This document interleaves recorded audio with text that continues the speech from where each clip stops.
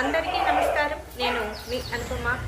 ఈరోజు ఒక పాటను, శుక్రవారపు పాటను గుర్తు చేసుకుందామండి.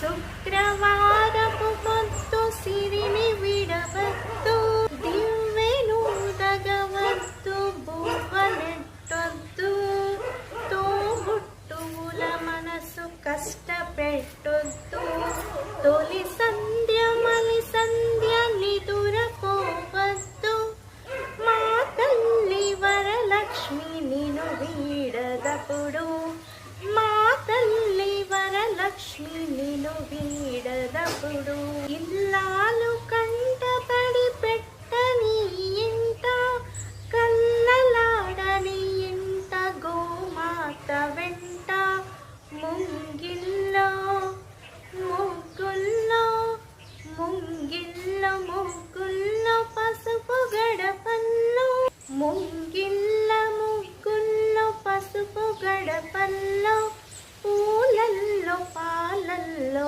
ధాన్య రాసుల్లో, పూలల్లో పాలల్లో, పూలల్లో పాలల్లో ధాన్య రాసుల్లో, మా తల్లి మహాలక్ష్మి స్థిరముగా నుండు, మా తల్లి వరలక్ష్మి స్థిరముగా ఉండు.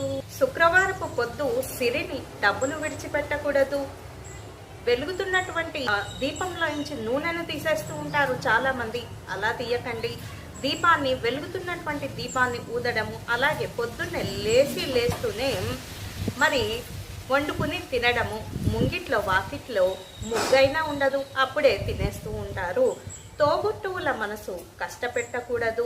తొలి సంధ్య మలి సంధ్య, early sunrise early sunset, ఈ 2 వేళల్లో నిదుర పోవద్దు. అప్పుడు మా తల్లి వరలక్ష్మి నిన్ను విడిచిపోదప్పుడు, నిన్ను వీడదప్పుడు.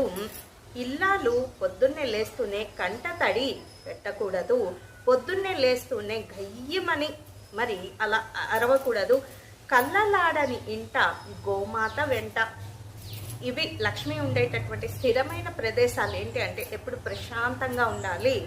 ఎప్పుడో ఆ గొడవ వచ్చినప్పుడు కాసేపు అరిసినా పర్వాలేదు, కానీ ఇక 24 గంటలు అరుస్తూనే ఉంటే మహాలక్ష్మి బదులు వాళ్ళ అక్క జ్యేష్ఠాలక్ష్మి వచ్చేటటువంటి అవకాశం ఎక్కువగానే ఉంటుంది.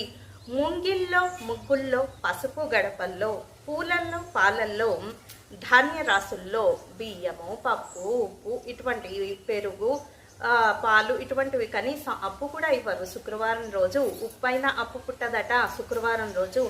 మా తల్లి